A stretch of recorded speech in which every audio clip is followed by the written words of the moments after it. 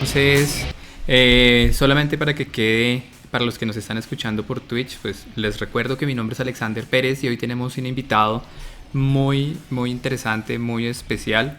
Él se llama Fernando Romero, es graduado del 2008 y precisamente el perfil profesional de Fernando se encuentra ahí, ubicado en la parte de control, sensores y actuadores, procesamiento de señales porque le ve mucha instrumentación, energía, potencia, todo lo que es electrónica de potencia también lo maneja. Entonces, sin más preámbulos, quiero darle la bienvenida a Fernando. Fernando, muy buenas tardes, ¿cómo estás? Creo que tienes el micrófono apagado, Fernando, por favor. Hoy nos está jugando una mala pasada el sonido. Ah, perfecto. Ahora sí, muy buenas tardes, Fernando, ¿cómo estás?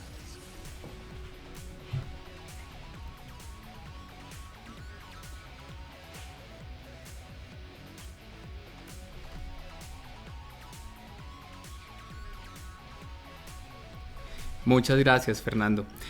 Así como lo hacía en la introducción, pues tú eres ingeniero electrónico graduado de la escuela. ¿Qué es lo que te hace, qué es lo que más recuerdas de tu paso por la escuela?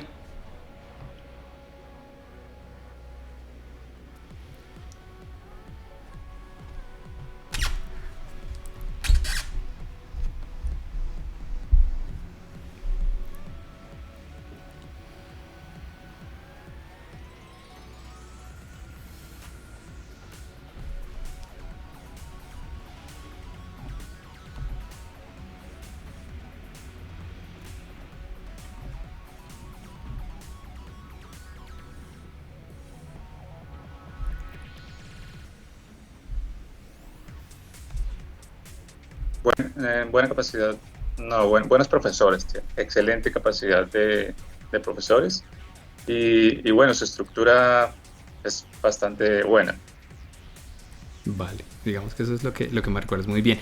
Hay veces en esa, cuando les hago preguntas a los graduados, entonces muchos se acuerdan de la lonchera con todos los componentes electrónicos ahí pasando por los laboratorios. Eh, Cada quien se acuerda de cosas así muy interesantes. Se nota que pues digamos bueno, que te eso gustaba. iba a decir, eso iba a decir, los laboratorios de antes eran, digamos que sencillos.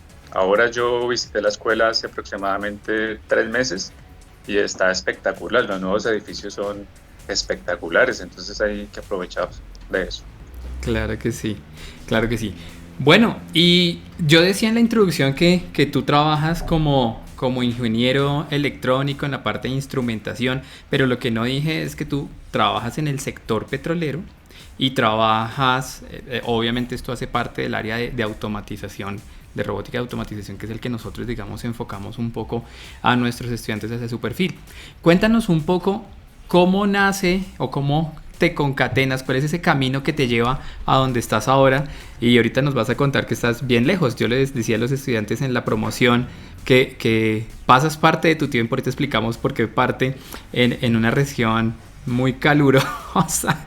Cuéntanos cómo es ese Bastante. camino que te hace llegar al sector petrolero y a Oman. Pues, a ver, el camino no es fácil, eso hay que decirlo, pero se va dando, con el tiempo se va dando. Yo empecé analizando bases de datos en Bogotá y pues eso no era lo que me gustaba. A mí me gustaba siempre como la maquinaria pesada, estar en el ámbito petrolero, aparte que pagan bien, me parecía muy interesante. Entonces, bueno, empecé a pasar hojas de vida. Antes, por ejemplo, yo no sabía que, creo que ahora la escuela tiene como bancos de vacantes, como para ayudar a los egresados o a los que se van a graduar próximamente. Eso me parece excelente. Yo no sabía si antes había o no, pero bueno, yo no corrí con esa suerte. Entonces ahorita aprovechen, otra vez les insisto. Bueno, entonces en ese entonces fue más de ir a pasar hojas de vida. Entonces yo supe que Petrex, que es una italiana que tiene taladeros en Colombia, estaba reclutando gente recién egresada para entrenarlos. Entonces pasé mi hoja de vida y corrí con la suerte que me escogieron. Y ahí empezó todo el camino.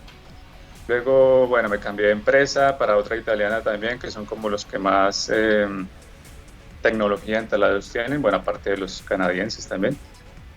Y bueno, ahí en esa empresa, en la segunda empresa que les comento, que se llama Petreven, que es del Grupo Trevi, les gustó el trabajo porque eso también depende de uno, ¿no? De la universidad las bases, le da las bases a uno. También, que son como los que más... Y bueno, eso le decía, la escuela le da a uno las bases, muy buenas bases, pero depende de uno de ser como atento a las cosas, de querer seguir aprendiendo, de investigar, si la empresa decide dejarlo uno o no. Y ahí me dejaron, llevo aproximadamente en el sector 12 o 13 años. Y bueno, después llegó la oportunidad de ir a Oman, como lo comentaba el ingeniero Alex, con una empresa canadiense. Y pues ya el salto fue grandísimo porque fue de pasar de perforar aquí en Sudamérica a ir a perforar con el papá de los de perforación, pues, que son los del Medio Oriente, que son los dueños del petróleo mundial, uno de los dueños del petróleo mundial. Entonces, ese es como mi camino para haber llegado allá.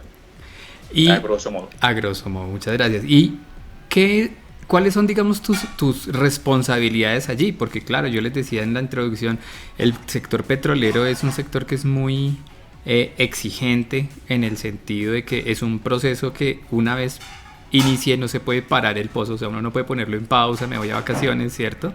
Y lo otro es que las fuerzas que se necesitan para poder extraer el petróleo pues son muy grandes, ¿no? Entonces unas grandes presiones y eso normalmente genera unas grandes temperaturas. Entonces, ¿cómo son los sistemas de control que hace un ingeniero electrónico de control allá en la perforación? Para la responsabilidad del ingeniero electrónico del taladro, porque todo taladro tiene le dicen mal llamado electricista, pero pues está mal llamado, porque la verdad somos ingenieros electrónicos. ¿Por qué? Porque tenemos electrónica de potencia aplicada a la vida real, a motores reales, a motores de corriente alterna, corriente continua, dependiendo del tipo de taladro. Y bueno, para los procesos que decía el ingeniero Alex, eso tiene que ver más con el tema de perforación. Pero mi trabajo allá es más con el tema de que la máquina funcione bien, en todos sus sentidos, en sensores, en actuadores, el proceso de maneja de señales, lo que hace el PLC. Entonces, mi función es que el taladro funcione bien y como lo decía el ingeniero Alex, eso no puede parar, tiene que perforar las 24 horas del día. Entonces, si uno se va a dormir y pasa algo, levántese y solucione. Entonces, por eso es que es así exigente, porque si uno no soluciona, si uno no tiene unas buenas bases en una universidad que le dé unas buenas bases, pues uno no soluciona. Y como la plata es la que mandan, simplemente dicen, este no sirvió, traigan a otro. Entonces, es por eso que es tan exigente. En cuanto a procesamiento de señales, lo que indicaba el ingeniero es más con PLC. Todo es con PLC. Y digamos que, ¿qué tipos de variables son las que tienes que estar supervisando? ¿Vibraciones? ¿Temperaturas? Temperatura, corriente, que no sé, porque cuando hay mucha carga se suben las corrientes. Entonces, temperatura, corriente, entre más corriente, más temperatura también. Fricción, también. Flujo, para el flujo del lodo, que es el que lubrica la broca y sostiene la forma del pozo para que no colapse. Entonces se inyecta lodo a presión y eso tiene que estar leído siempre. También sensores de nivel, temperatura, nivel, corriente, potencia, bueno, de todo tipo de señales que no se me vienen ahorita a la cabeza. Claro.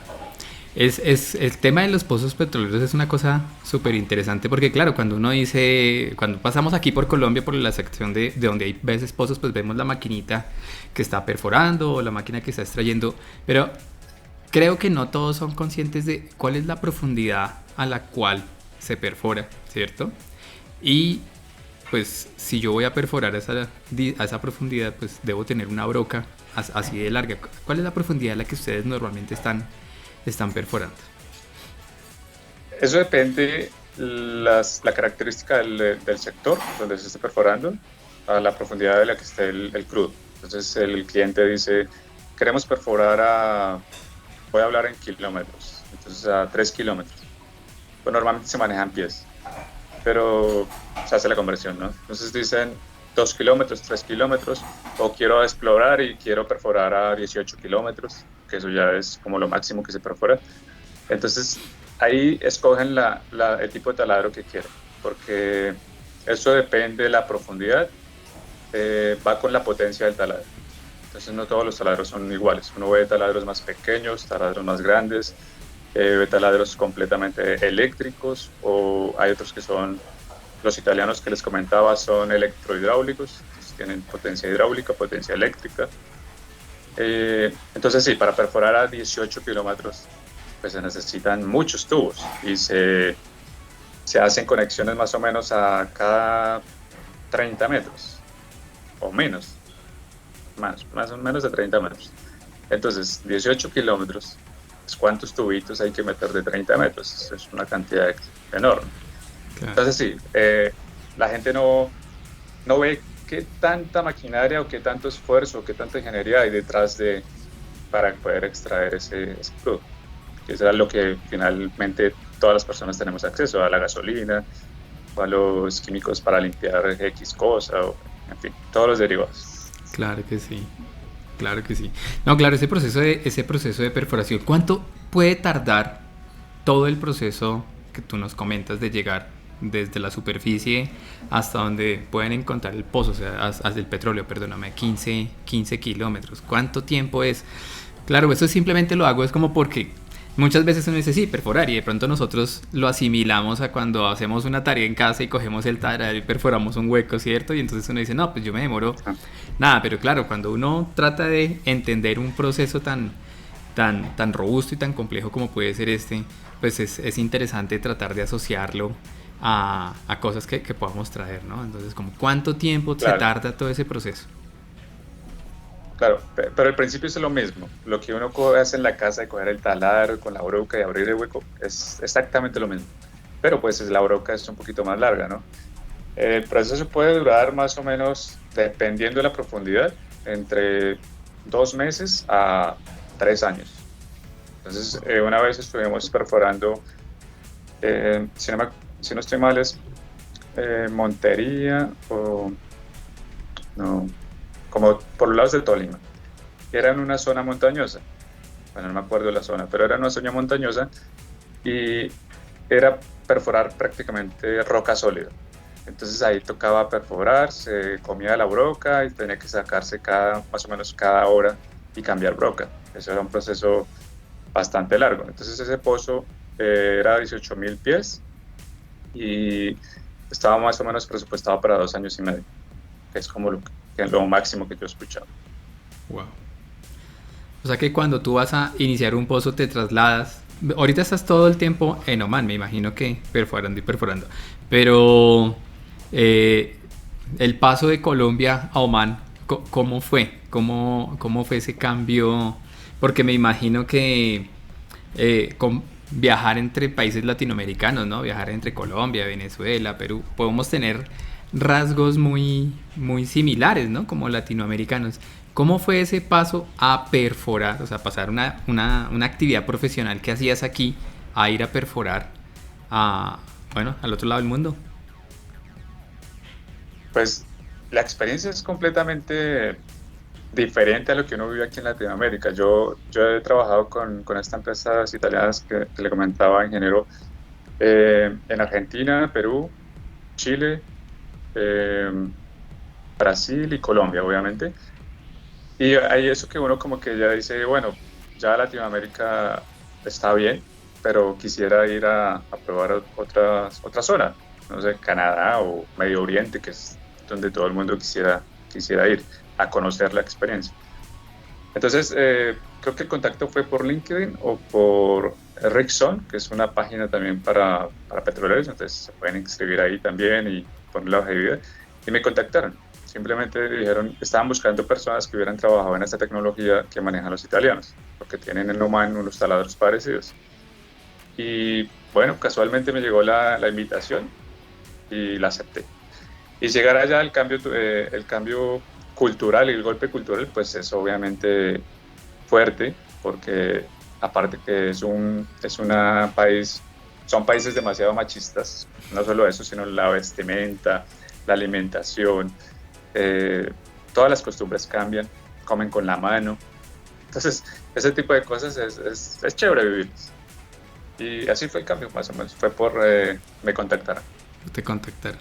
Pero ¿cómo es la vida en Oman? Cuéntanos un poco cómo es la vida de un colombiano, de un colombiano en un país de Oriente Próximo.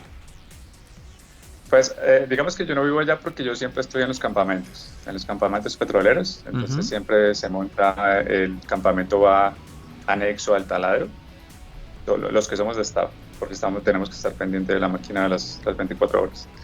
Entonces digamos que yo no he vivido al 100% en la ciudad, pero pues sí, sí he pasado temporadas. Entonces una vez hicimos un mantenimiento categoría 4 a dos de los taladros y ahí estuve viviendo en una ciudad, pero pues lo ponen a vivir en un hotel y no es como lo típico, ¿no? Pero lo típico, lo que me cuentan ellos, es que pues todo, ellos dicen que todo normal, ¿no? Pero no es normal para uno, porque pues los hombres a un lado, las mujeres a otro lado, tienen dos salas, son casas enormes, tienen carros lujosos.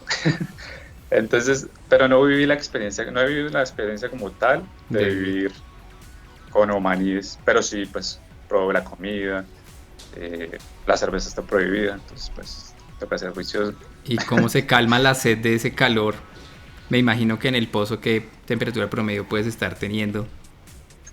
Ah, bueno, sí, las temperaturas en Oman llegan hasta 60 grados, pero lo bueno es que la humedad no es tan alta, eso favorece un poquito, pero igual el golpe de calor es fuertísimo. Entonces en verano dicen que tratar de no salir de la oficina, sino solo para lo urgente, porque hasta puede morir la gente por el calor. 60 Claro, grados es tenaz. es muy alta la Y para temperatura. calmar la sed, no, agüita, Gatorade y suero. Y suero. Claro, si está prohibida la cerveza, toca otra cosa, ¿no? Pero bueno, Whisky, por ahí se consigue. se consigue. Ah, bueno, eso está bien en las rocas para mitigar el calor. Sí, sí. Bueno, pero entonces tú no vives de planta en Oman. ¿Dónde vives? Yo vivo entre Colombia y Chile, porque mi familia está en Colombia, pero mi otra familia, que es mi esposa, pues estamos viviendo en Chile porque ya trabaja en Chile. Tiene un contrato, es colombiana, pero tiene el contrato de lleno de planta, pues acá en Chile. Entonces ahorita estoy en descanso, por eso puedo dedicar el espacio y de nuevo gracias por la invitación. No, a ti por atenderla. ¿Y cómo es eso entonces? ¿Cómo son las jornadas o cómo distribuyes tu trabajo entre Chile, bueno, Colombia dices, Chile y Oman y tu trabajo? ¿Cómo son tus jornadas laborales? La jornada laboral normalmente, bueno, aparte que son 35 días en campo, soy disponible 24 horas, pero la jornada va de 6 de la mañana a 6 de la tarde. Pues toca estar ahí haciendo los planes de mantenimiento preventivo, correctivo también, obviamente. Pero en la noche, pues uno se va a dormir, si todo está bien. Normalmente está bien, pero cuando hay problemas, entonces hay que levantarse. Pero pues uno tiene ayudantes y no es tan grave. También fui supervisor de dos de los taladros, entonces ahí ya era un poco más suave físicamente, pero pues más responsabilidad, ¿no? Pero no, ahorita como bajó por el tema de la pandemia, afectó todo, entonces pararon los taladros, entonces al personal como que lo dividieron. Entonces ahorita estoy lleno a un solo taladro, Ok. de 6 a 6. Y entonces tú estás 35 días de disponibilidad en el pozo y los otros 35 días tienes que ir a la oficina, tienes que hacer, o cómo. No, esa es la parte buena. Entonces yo estoy disponible 35 días en campo, de 6 a 6 de la mañana trabajando, activo, pero soy disponible 24 horas. Entonces, por ser disponible 24 horas, ellos dicen, listo, si está disponible 24 horas, le damos por cada día trabajado un día de descanso, sin que me moleste, porque yo tengo un relevo. Entonces, es interesante. Claro, o sea que tú tienes 35 días de trabajo, 35 días de vacaciones. Esa es una muy buena proporción, ¿no? Claro, trabajo 6 meses del año. Claro, pero recibes sueldo todo el mes, todos los Sí, meses. recibo los 12 salarios, sí. Esa es una muy buena apuesta. Entonces ahí, esa es Sí. una muy buen campo de trabajo, ¿no? Porque claro, muchas veces si lo Entonces yo le comparamos, digo, claro, yo le digo a mi sobrino, no, pues, intentemos irnos por ese lado, que a él le va bien. Y bueno, a todos los estudiantes. bienvenidos a la medida que se pueda y que ellos quieran, porque es de querer, ¿no? Si ellos quieren y les gusta la industria, pues solo es golpear puertas y ellos ven la hoja de vida y que son egresados de la escuela y los egresados de la escuela nos ha ido relativamente bien. Entonces hay que aprovechar esas cosas. Yo creo que esa parte que acabas de decir puede llamarle mucho la atención a muchos, ¿no? Porque claro, normalmente un trabajo, si lo comparas con un trabajo de oficina aquí en una ciudad como Bogotá o lo que sea, pues tienes una jornada laboral toda la semana y tienes de descanso en el mejor de los casos sábado y domingo, ¿no? Y vuelves, son 5 por Claro, 2, en cambio aquí es 5 por 5. sí, Esa, claro, esa parte es bastante interesante. eso puede ser bien interesante. ¿Y qué haces normalmente esos 35 días que tienes libres? Me imagino que lo pasas con tu familia, viajas. Descansar, gastarme la plata.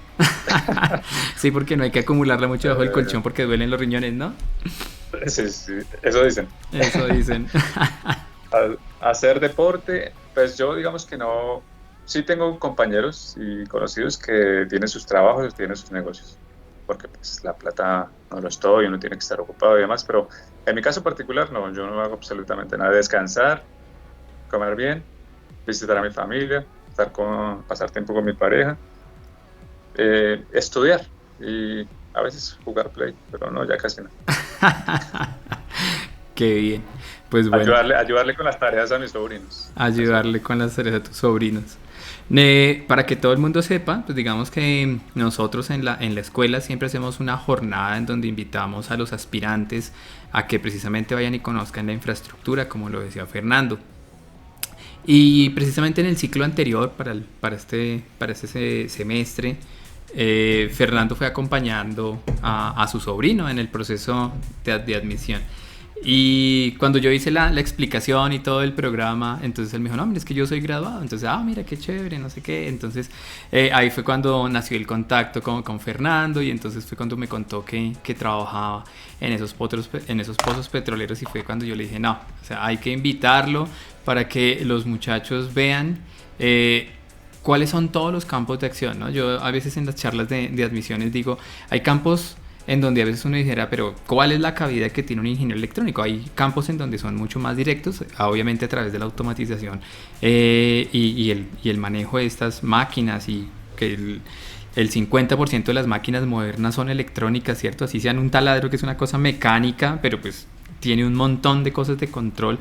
Si lo vemos en un auto autónomo, en un auto normal, en un auto que sea, digamos, promedio aquí en Colombia, hay mucho componente electrónico, entonces hay campos de acción bien interesantes. Y fue cuando le dije a Fernando, no, o sea, a mí me gustaría que contaras esa experiencia acá en Tardes de Chips, porque muchas veces hemos invitado pues profesionales que son profesores o investigadores, pero quería traer a alguien que fuera de la industria, o sea, alguien que esté ahí como tú. Entonces, pues por eso nuevamente quiero agradecer tu presencia.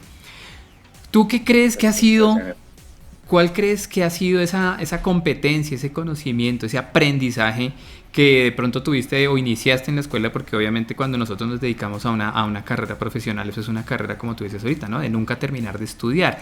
Pero de pronto un conocimiento, una competencia, algo que aprendiste en la escuela y dijiste, esto, ¿cómo lo he explotado en mi trabajo? A mí me gustaba mucho digitales, pero no me fui por ahí. Lo más A mí me parecido es el gustaba eso, PLC. pero sí, exacto, sí. Y programación también me gustaba y eso sí lo he usado bastante. Entonces, digamos que me agarré de ahí para programar los PLC, porque no sé, para los estudiantes que no sepan, los PLC son como un microchip un poquito más grande, con más entradas, más salidas y se programa igualito. Entonces, yo creo que me agarré de ahí y también la parte de automatización. Yo participé en Ciencia con un robot de estos que seguían el laberinto. Ujú. Y ahí me empezó a gustar todo el tema como de robótica y automatización. Entonces yo decía, bueno, ¿qué puede mezclarse ahí? Y en un taladro es perfecto para eso, porque hay uno de los taladros, hay una tecnología que manejan los taladros que es como el que le pasa a los tubos, las extensiones de la broca, pues, a la cabeza del taladro, es un brazo robótico. Entonces es muy interesante porque pues, tiene PLC, tiene su programa, sus sensores, actuadores y demás. Entonces Yo creo que me agarré de eso, programación y, y automatización y control. Claro. Y digamos que han pasado, no vamos a decir muchos años, pero han pasado algunos años que te graduaste, tienes una experiencia acumulada.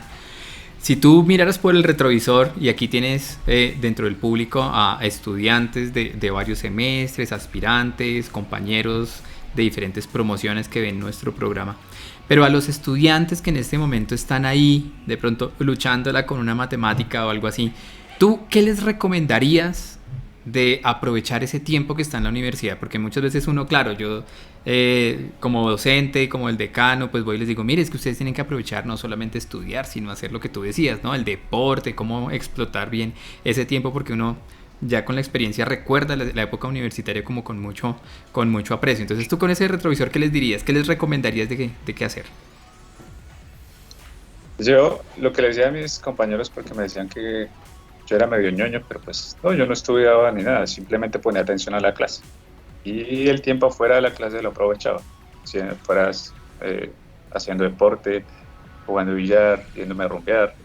Hay que aprovechar el tiempo afuera a la medida de lo posible. Entonces lo que yo les digo es, pongan cuidado a la clase, pongan cuidado a la explicación de los profesores y eso es una base buenísima.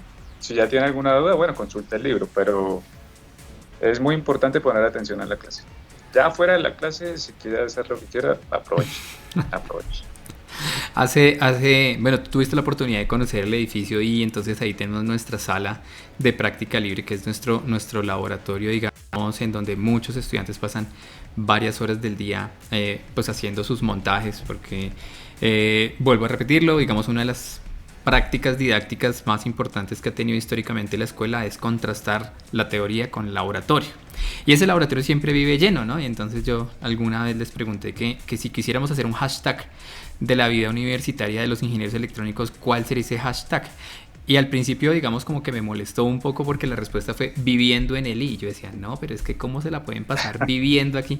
Pero claro, ya después entiende uno que los eSports entonces se pueden utilizar ahí también y el manejo de las redes y bueno, se hace entre todas las actividades que se hacen en el I, pues aparte de hacer los laboratorios también hacen algo de esa vida universitaria. Sí, ahí está bien, súper bien ahí. Pues bueno, Fernando. Y ya vamos acercándonos al final de la entrevista. Quisiera hacerte una última pregunta.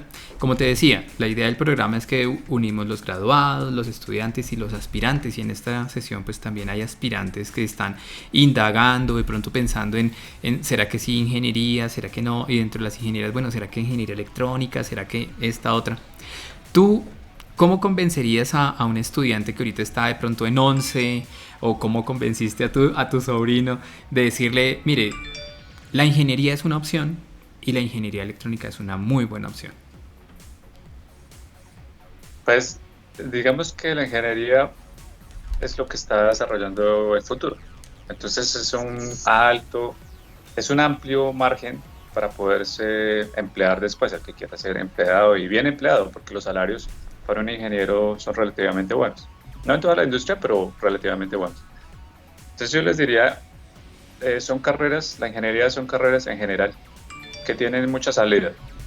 No es que estén enfocadas a un solo sector y que hay como, bueno, ¿y ahora qué hago? No, tiene mucha salida. Yo me fui por el lado de esto de automatización, control, programación por los taladros, Uh-huh. pero uno puede aplicar a muchos áreas, no sé, automotriz, aeronáutica.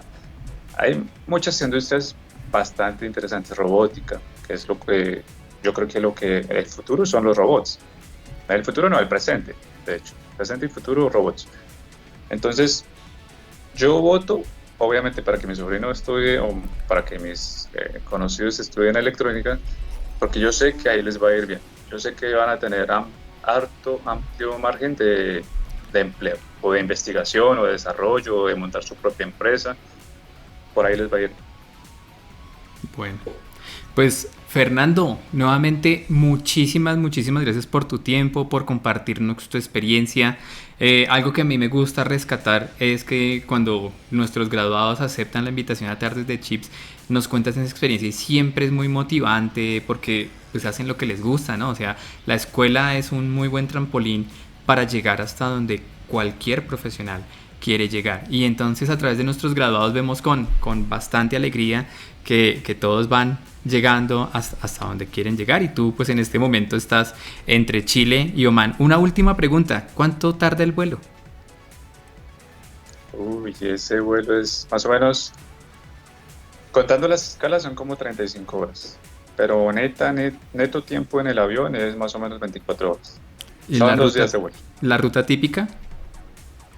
La ruta típica desde Bogotá es Bogotá, Panamá, Turquía, Omán. Antes de la pandemia era directo a Europa, Bogotá, España, Qatar, Omán. Antes, ahora es Turquía. Y cuando voy por Chile es Santiago, luego Brasil, Sao Paulo, y luego Turquía y ahí a Omán. Pero Bueno, antes de la pandemia era todo a través de Qatar. debes acumular muchas millas. Sí, pero lo malo es que como me cambian tanto de aerolíneas, tengo muchas millas en muchas En alianzas, muchas entonces aerolíneas. no tengo la verdad no las puedo agrupar, entonces no es que tenga muchas. No. Bueno, Fernando, realmente agradezco tu tiempo. Ha sido un placer tenerte aquí en Tardes de Chips. Y entonces, pues te dejo con tu público para que te despidas de ellos. Bueno, ingeniero, no, ustedes, gracias por la invitación, espero que sea algo motivante mi experiencia que les conté hoy. Si quieren seguir el camino de la ingeniería es muy interesante y bueno, también me pongo a disposición porque qué chévere celebro estos espacios para que tanto egresados como estudiantes, como docentes, compartamos nuestras experiencias y eso es bueno. Entonces, no, me pongo a disposición. Si quieren alguna charla más especializada de algún dispositivo de los taladros o bueno, algo así, también bienvenidos. Claro que sí, te voy a tener en cuenta y muy probablemente organicemos entonces sesiones interesantes así con los graduados para eficiencia, ya que lo nombraste con tu robot laberinto, de pronto nos puedes ahí dar un espacio y contarnos un poco más ya de la parte técnica, ¿no? De la parte técnica de tu trabajo y de las responsabilidades que allí tienes. Pero nuevamente, Fernando, muchísimas gracias por aceptar nuestra invitación y entonces quedamos pendientes de una próxima oportunidad para verte. Sí, señor. Bueno, buena tarde para todos. Bueno, Gracias. muchas gracias, que estés muy bien. Bueno, tal y como lo decía, pues nuestro invitado de hoy, Fernando, pues es muy interesante realmente ver cómo nuestros graduados se van posicionando, van haciendo su camino y llegan hasta donde pueden estar, como en este caso en Oman. A mí me gusta mostrarles que la ingeniería electrónica, sobre todo, pues es muy transversal y a mí me gusta decirles en nuestras clases, en nuestros espacios, que lo bonito de la ingeniería es que une la creatividad con la ciencia. O sea, necesitamos conocer, porque claro, Fernando, por ejemplo, necesita saber cuál es la dureza del suelo, la dureza de las brocas, cuánto le va a durar, qué fuerza le puede hacer o qué no, porque si le hace demasiada fuerza se puede fracturar la velocidad, todo. O sea, hay ingeniería, mucha ingeniería, ¿no? Y entonces la unión de la creatividad pues hace que crean esas máquinas, ¿no? Entonces es muy bonito. Precisamente hoy nos vamos a nuestra siguiente sección y nuestra siguiente sección se llama novedades electrónicas. Hoy en particular quiero presentarles y voy a darle la bienvenida a Sebastián. Sebastián, buenas tardes. Buenas tardes, ingeniero, y a todos los estudiantes que nos están viendo en estos momentos. Vale, muchas gracias por aceptar también colaborarnos aquí en este espacio. Sebastián es un estudiante nuestro de 10º semestre que optó por hacer práctica docente con nosotros, entonces en este momento está a cargo de un curso con la supervisión de un docente. En esa práctica, pues el semestre inmediatamente anterior estuvo como asistente en esa misma asignatura con el mismo docente para que pudiera tener, digamos, un entrenamiento, y es una de las posibilidades que la escuela ofrece como opción de grado. Y entonces adicionalmente a esa labor que está ahí, yo lo invité y le dije, no, pues Sebastián, mira, ayúdame a contar desde Chips y mostrando que, pues precisamente mostrándonos una novedad. Entonces, bienvenido Sebastián a Tardes de Chips y entonces voy a proyectar tu... regálenme un segundo, problemas del directo, ahí estamos, listo. Entonces te dejo con tu público, Sebastián. Listo, muchísimas gracias, ingeniero. Pues la novedad que les voy a presentar el día de hoy es una de las actualizaciones de la tecnología, es una de las técnicas que se vinieron a quedar. Entonces, para entender un poco más de esto, pues vamos a hacer un acercamiento de lo que ustedes están. En estos momentos ustedes están viendo este video desde una computadora. Entonces, están viendo su video desde un teléfono celular. Entonces, cuando nosotros nos vamos a las capas de abajo, entonces la capa más de abajo que nosotros tenemos son esas arquitecturas, de esas funciones que hacen que toda la magia de la programación y de la electrónica se complementen.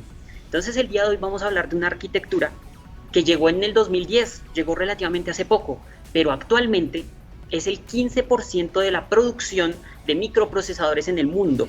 Hablamos de RISC número 5. Cuando hablamos de este tipo de arquitecturas, entonces podemos ver qué es RISC 5. RISC 5, como sus siglas lo dicen, es Reduced Instruction Set Computer, lo que es una arquitectura de un conjunto de instrucciones reducida de una computadora.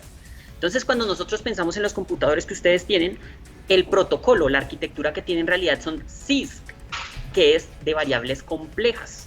Entonces, esto tiene una gran abstracción porque aquí empezamos a tener mucha diferencia de lo que tenemos en los computadores a lo que tenemos en estas nuevas arquitecturas. Entonces, una de las ventajas de este RISC 5 es que su arquitectura es de hardware, es de código abierto. Considero que este es uno de los puntos más indispensables de RISC 5, ya que al tener de código abierto tenemos que la posibilidad de que todos los programadores puedan convivir y puedan programar y puedan aportar a este tipo de arquitecturas. Y más adelante vamos a ver que Intel apostó en esta arquitectura y le está yendo muy bien. Otra de las características que tenemos es que el núcleo de RISC 5 es un conjunto de 47 instrucciones. Eso es lo que le da todo el poder a este tipo de arquitecturas. Si consideramos las CISC, las que tienen en su computadora en estos momentos, que son x86 de Intel o puede ser una AMD64, hablamos de más de 1000 funciones de estas. Y esto se traduce en muchas ventajas. Esto tiene mucho de qué hablar. Entonces, una de las ventajas de RISC 5 es que gracias a esta alta demanda, ahora viene una aplicación en la inteligencia artificial. ¿Y por qué hacemos hincapié en la inteligencia artificial? La inteligencia artificial es una disciplina científica que se ocupa de crear programas informáticos que ejecutan operaciones comparables, más o menos, a la que realiza la mente humana, como el aprendizaje o el razonamiento lógico. Entonces, cuando vemos este tipo de operaciones tan complejas, necesitamos de mucho procesamiento para poder llegar a acercarnos a la mente humana. Entonces, vemos que en datos estadísticos, como necesitamos tanta tecnología, pues empezó a tener mucha demanda, lo que hace que RISC 5 pues tenga un auge muy grande. Y acá se puede ver que crecerá un 73.6 hasta el año 2027, donde se calcula que va a producir 25.000 millones de chips de inteligencia artificial. Es impresionante cómo la inteligencia artificial llegó para quedarse, porque son procesos muy complejos que ahora se lo estamos dando al poder de una máquina. También tenemos cosas como que gracias a este conjunto de instrucciones reducido, generamos un procesador más pequeño y de menor potencia. ¿Eso por qué se debe? Porque necesitamos en este caso 47 funciones, son básicas. Entonces lo que hacemos es que vamos a quitar transistores. Entonces como quitamos transistores vamos a reducir el tamaño. Eso es una ventaja impresionantemente alta cuando nosotros necesitamos cosas de tamaño. Otro que es la ayuda que tenemos de arriba es que su rendimiento a comparación de otras arquitecturas mejora el rendimiento al reducir el conjunto básico de instrucciones. Eso se traduce, como les contaba, la reducción de los transistores. Entonces aquí podemos hacer la comparación con esta arquitectura CISC. ¿Por qué? Porque es que en la CISC necesitamos protocolos muy complicados porque necesitamos unas funciones muy difíciles para hacer muchas funciones. RISC, en cambio, lo que hace es que necesitamos Con las funciones básicas vamos a llegar a acercarnos a esas funciones complicadas, pero como tenemos una reducción, pues lo que vamos a hacer es que vamos a necesitar menos voltajes, como hay menos transistores, vamos a requerir menos potencia, entonces vamos a entender mucha más de la nueva tecnología que va a avecinarse, porque ahorita estamos en ese proceso, como lo es la ley de Moore, de reducción, digamos en este caso, de los transistores, pero ahora le estamos dando un plus de que igualmente tenemos más potencia, más rapidez y más fluidez en lo que estamos haciendo. Y finalmente, al usar varios chips de bajo consumo, se puede ajustar a los presupuestos de energía. ¿A qué nos referimos con esto? Mientras utilizamos solo un CISC, podemos utilizar muchos RISC que se enfoquen cada uno en una función específica, pero que lo hagan de una manera tan rápida y tan eficiente que podamos suplir las arquitecturas anteriores. Entonces, la pregunta es ¿cómo mejora RISC la inteligencia artificial? Entonces, lo primero que tenemos es que mejora significativamente estas instrucciones vectoriales. Entonces, como la multiplicación de matrices, la que nosotros hemos aprendido muy comúnmente. Pero entonces, ¿esto en qué se refleja en la inteligencia artificial? En la inteligencia artificial tenemos un apartado que se llama el aprendizaje automático. Y el aprendizaje automático es decirle a nuestro procesador y a nuestro conjunto de funciones a aprender de lo que nosotros queremos enseñarle. Entonces lo necesitamos de dotar de información que es demasiada. Entonces cuando tenemos instrucciones vectoriales con mucha mejor fluidez, pues le estamos otorgando mucha facilidad al microprocesador de poder aplicar todos estos conceptos. En el segundo apartado tenemos unidades dedicadas a realizar instrucciones tensor de alta complejidad. ¿Esto a qué nos referimos con esto de instrucciones tensor? Esto aquí viene en la inteligencia artificial a la parte del movimiento de datos e instrucciones relacionado con la disposición de los núcleos. Entonces aquí ya tenemos la interacción de los núcleos, que yo les digo que pueden utilizarse muchos para poder llegar a un conjunto y poder hacer una reducción de tiempo, de energía, muy buena. Entonces es muy importante cómo RISC hace este tipo de cosas. Y la tercera es que este SOC acelera la inteligencia artificial en centros de datos con limitaciones de energía. ¿Qué pasa? La inteligencia artificial ahora lo necesitamos en chips muy pequeños, necesitamos espacios muy reducidos porque queremos aplicaciones donde todo sea lo más pequeño posible. Entonces aquí tenemos muchos comentarios de que nos comentaban en este artículo que la placa solo tenía 120 vatios de potencia. Entonces lo que se necesitan es que para que sea algo bueno necesita mínimo 100 billones de operaciones por segundo. Es una locura. La arquitectura RISC logró llegar a un manejo de más de 800 billones de instrucciones por segundo. El crecimiento es impresionante, la mejora es sustancialmente importante. Por eso, esa gran tecnología ha llegado para quedarse. También facilita mucho el preprocesamiento de modelos de redes de neuronas para que se ejecuten de manera más eficiente. Entonces esto de las neuronas son todas estas conexiones que necesita hacer dentro de la máquina para que pueda aprender, para que después pueda, cuando se le meta una información de entrada, nos pueda sacar una información en la salida. Entonces por acá tenemos la gran apuesta de Intel. Entonces aquí vemos que en este artículo nos muestra que Intel, al verse tal vez un poco asustado de que RISC llegó con una tecnología muy alta, pues lo que hizo fue ayudarlos. Lo que hizo fue invertir. Entonces, ¿qué hizo? Invirtió más de $1.000 millones para apoyar a las nuevas empresas. Y yo les menciono 4. Andes Technology, Esperanto Technologies, C5 y Ventana Microsystems. Estas 4 empresas están dedicadas a RISC-V. Entonces lo que están haciendo es que le otorgan muchos fondos y lo que hacen es irse, y su apuesta es muy inteligente, ya lo que hace es posicionarse como un socio de fabricación, más no como un competidor, lo cual es indispensable y es muy bueno para esta empresa y para sus futuras creaciones. Si ustedes conocen y les gusta la marca, digamos Apple, a su próximo computador lo que va a sacar es sacar un chip M1. Este chip es con la tecnología RISC-V, es una tecnología con ARM. Entonces esta tecnología ya empezó a apoderarse de los computadores.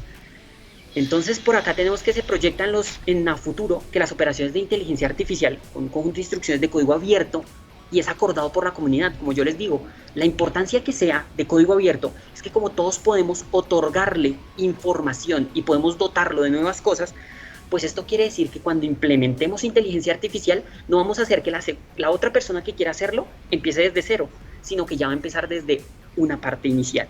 ¿Esto qué quiere decir? Que esta persona lo que va a hacer es empezar a continuar innovando y mejorando las cosas, porque de esta manera podemos hacer mejoras como el consumo de energía, mejoras como rendimiento, mejoras como cualquiera que sea de un valor agregado que nos puedan dar los futuros ingenieros. Y lo que hagamos es crecer esta gama de la arquitectura y ya no empezar de cero, sino apuntar a nuevas cosas y a mejorarlo, como siempre buscamos nosotros.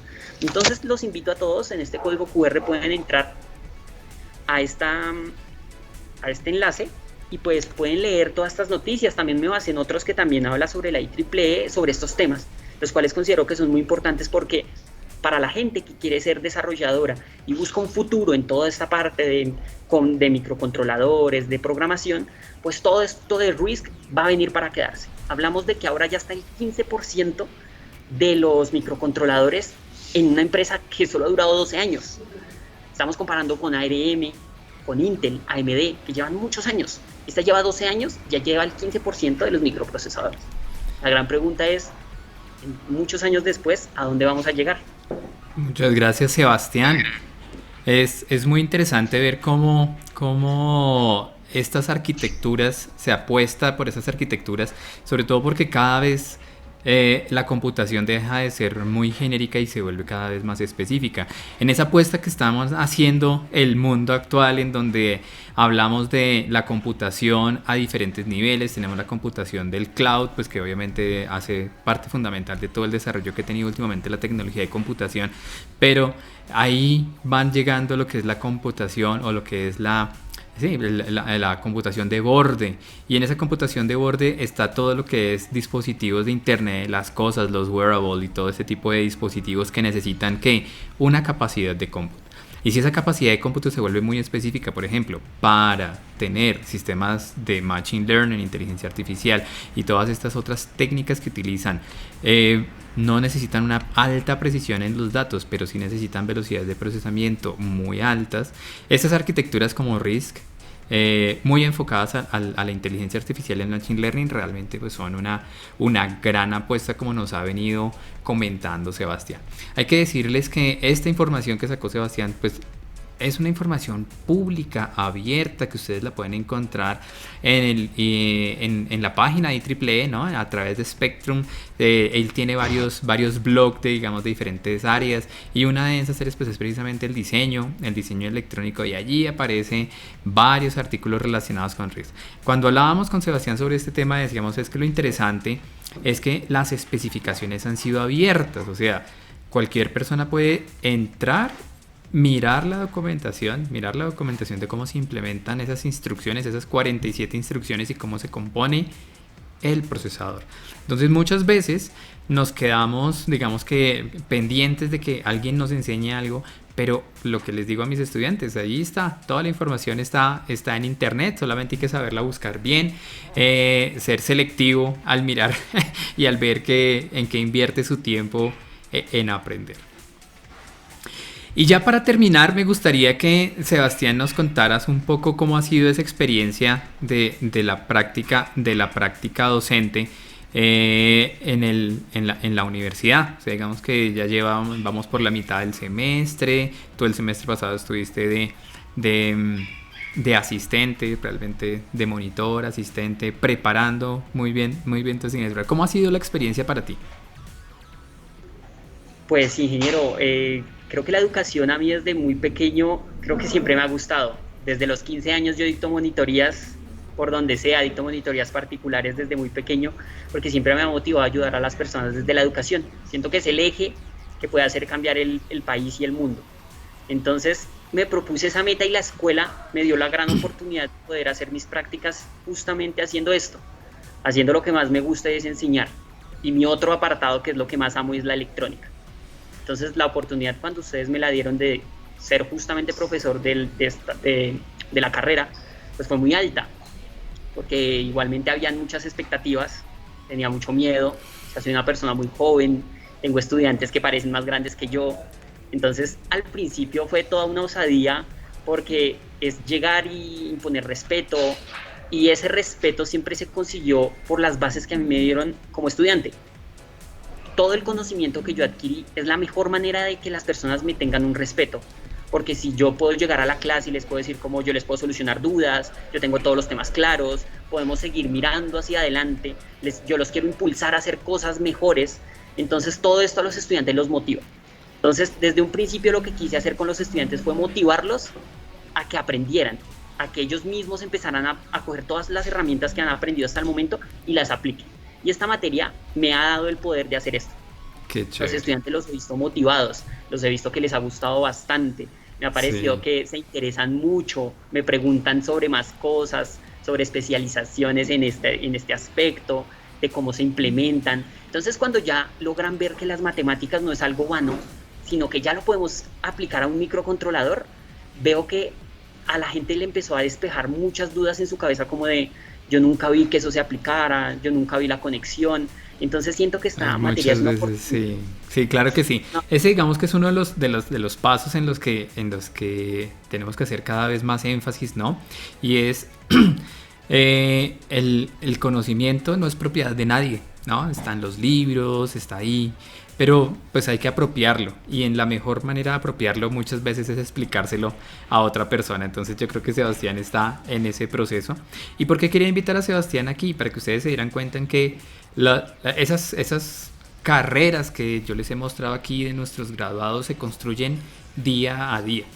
Se me olvidó hacer la reflexión con Fernando, pero pues él lo dijo en un momento, pero digamos no le expandí ahí un poco la pregunta. Él dijo que no le había sido fácil llegar a donde está, pero pues que era muy gratificante. Y yo quería resaltar eso, precisamente la carrera profesional no se construye a los 5 años de haberse graduado, se construye desde que estamos en la universidad, y con esos sueños que, como Sebastián nos está compartiendo, pues se van haciendo o los vamos materializando con esfuerzo. Entonces esto digamos que es una invitación. Muchas gracias, Sebastián, por compartir tu experiencia con nosotros y por ayudarme aquí. Espero que poderte tener con otras secciones más adelante para que nos ayudes a preparar temas, porque muchas veces pasa eso, ¿no? Estamos en la universidad, estamos ahí agobiados con el tema de las asignaturas, de los trabajos, y se nos olvida mirar qué es lo que está pasando alrededor del mundo en el área de electrónica. Entonces aquí en esta sección de novedades electrónicas siempre traemos eso, ¿no? O sea, fíjate que Sebastián estaba diciendo que no es una cosa nueva, que lleva más o menos 10 años, que se ha cimentado, pero hay muchas personas que han trabajado en esa definición y que realmente es una apuesta muy interesante. Entonces es un tema de actualidad, es una novedad porque hay empresas que están sacando con esa arquitectura nuevos microprocesadores. Las podemos utilizar, ese tipo de microprocesadores, para hacer procesos de inteligencia artificial que a veces se notan muy costosos, pero que con la arquitectura adecuada, con el hardware adecuado y con el software adecuado, con el firmware adecuado, pues podemos hacer un montón de esos dispositivos de borde en donde la decisión no ocurre en la nube, como a veces hay aplicaciones de inteligencia artificial que son así, simplemente colectan los datos, los mandan a la nube, pero muchas veces necesitamos una respuesta en sitio, sin conexión a internet o con una mala conexión a internet, o simplemente necesitamos cerrar un ciclo de control y no podemos esperar una respuesta que venga con la latencia de una comunicación 2G, 3G o lo que sea. Entonces es necesario desarrollar esos modelos de inteligencia artificial en esos dispositivos de borde. Cada vez es más común la aparición de esos dispositivos. Entonces, pues Sebastián, muchas gracias por acompañarnos hoy. Ya nos veremos nuevamente en la universidad. Creo que tienes el micrófono apagado para que te despidas de tu público.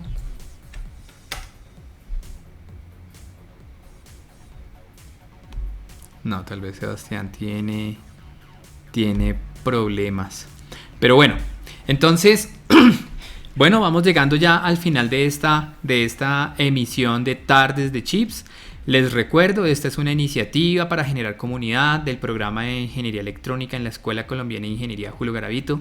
Mi nombre es Alexander Pérez y los espero en 15 días en otra Tardes de Chips. Que tengan una muy buena tarde.